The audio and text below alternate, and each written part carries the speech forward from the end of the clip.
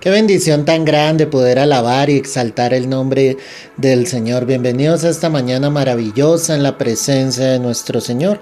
Marcos 6, el verso 25 dice: Entonces ella entró prontamente al rey y pidió diciendo: Quiero que ahora mismo me des en un plato la cabeza de Juan el Bautista. Amén y amén. Este es un pasaje impresionante, hermano, donde la hija de Herodías danzó delante del rey y a él le agradó, y en ese momento de emoción le dice: pídeme lo que quieras y yo te lo voy a dar. Esta mujer fue y salió de su presencia, consultó con su madre y realmente fue la mamá de esta chica la que pidió la cabeza de Juan el Bautista. Cuando el rey escuchó aquella petición, se entristeció en su corazón, pero él había dado su palabra y mandó a uno de sus siervos que sencillamente le trajeran en un plato la cabeza de Juan el Bautista. El siervo, sin más ni menos, sacó su espada, fue y cortó la cabeza, decapitó a Juan el Bautista y trajeron la cabeza de él delante de aquella mujer. Sin ningún tipo de sentido, solamente era algo en lo cual el enemigo quería destruir, matar, obviamente, la vida de Juan el Bautista. Nosotros como hijos de Dios, iglesia, y a eso es a lo que quiero ir en esta mañana con este mensaje, siempre vamos a ser un objetivo para el enemigo. Él va a querer dañar, destruir nuestras vidas. No en vano dice la palabra que el ladrón no vino sino para hurtar, matar y destruir. Él va a querer acabar con nuestras vidas. Él va a querer hacernos desfallecer en el camino en Cristo Jesús. Y por eso nosotros debemos ser valientes. Cuando veo la biografía de Juan el Bautista a través de la Escritura, me encuentro con un hombre que en un comienzo, al ver a Jesús, dijo: ese es el Cordero de Dios que quita el pecado del mundo. Lo afirmaba con todo su corazón. Le dijo al Señor: yo no soy digno de desatar la correa de tu calzado. Decía a la gente: viene uno más poderoso, más grande detrás de mí. A ese obviamente sigan. En el momento en que Juan el Bautista es encarcelado, como cualquiera de nosotros le puede pasar, su fe empezó a faltar, desfalleció, las fuerzas se acabaron, tanto que le pidió a sus propios discípulos que fueran donde Jesús y le dijeran: ¿eres tú el que habremos de esperar o esperaremos a otro? Él ya estaba desanimado estando en la cárcel. Le faltaban sencillamente las fuerzas. Eso es lo que puede pasar a cualquiera de nuestras vidas. El enemigo va a estar detrás de todo esto, hacerte desfallecer, hacerte dudar, hacer que no quieras continuar adelante, iglesia. Pero es necesario que tú y yo nos fortalezcamos fielmente en el Señor. Es necesario que creamos a Dios, a su palabra. Por más de que el enemigo intente hacer las cosas, nosotros debemos terminar nuestra carrera en esta tierra en bendición. Cuando tú miras a través de la palabra, pensaríamos que los grandes hombres de Dios no murieron de la mejor manera. No es la manera en la que el mundo quisiera, obviamente, que se despidiera alguno de los que ellos han tenido en alta estima. Los discípulos, obviamente los apóstoles, tuvieron que entregar su vida en amor por Cristo. Pedro murió crucificado, Pablo murió decapitado. Juan, no se sabe con certeza si quedó en aquella isla de Patmos o pudo salir de allí y sencillamente hallar la muerte, pero por causa del nombre del Señor Jesucristo. Los grandes profetas de Dios perdieron su vida anunciando la palabra profética que Dios les estaba entregando. Todos por causa del nombre de Dios. Grandes líderes en nuestra actualidad han tenido que partir de esta tierra enfermos, bajo alguna circunstancia adversa. Y eso no quiere decir de que Dios se haya olvidado de sus hijos, de los que le han servido fielmente. Con esto te estoy diciendo que tú tienes que día tras día hacer la voluntad de Dios. Cuando leo este pasaje, es una muerte trágica, es una muerte terrible ante los ojos del ser humano. Y muchos preguntarán y dirán: ¿pero por qué Dios permitió que Juan el Bautista muriera de esta manera? La verdad es que Juan había sido enviado con un propósito sobre esta tierra y él había ejecutado ese propósito.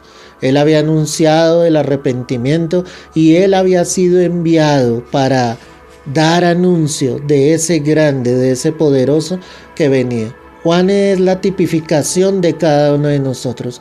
Hemos sido enviados para anunciar al que vive, al que reina por los siglos de los siglos. No hemos sido enviados para ser reconocidos nosotros delante de los hombres, para que nuestros nombres tal vez queden escritos en los libros de historia, para que tu biografía tal vez aparezca en el internet. Nosotros hemos sido enviados con un solo propósito y debemos cumplir con ese propósito, y es el de anunciar a Cristo. Por más de que el enemigo se levante en contra de tu vida, hoy te digo en el Señor, no te desanimes. Hoy te digo, sigue adelante, sigue fortalecido en el nombre de Jesús. Nuestro trabajo en el Señor nunca será en vano. A su tiempo recibiremos recompensa, pero debemos ser valientes, debemos ser fuertes, no podemos dudar de quién es Él, no podemos dudar de quién es el Señor, de que Él efectivamente está con nosotros, de que Él efectivamente vive y mora en nuestro corazón y que podamos anunciarlo hasta el último día de nuestras vidas en esta tierra. Que Él sea la razón de tu existir, que Él sea la razón por la cual tú quieres continuar adelante, que no olvides quién es Él, que aún estando en la cárcel como estuvo Juan el Bautista, no des brazo a torcer, no dudes por un solo momento de quién es el Señor, no entres en momentos de frustración, de decepción. No entres en momentos donde el diablo te encierra en esas propias cárceles, sino permítele al Espíritu Santo cumplir con ese propósito.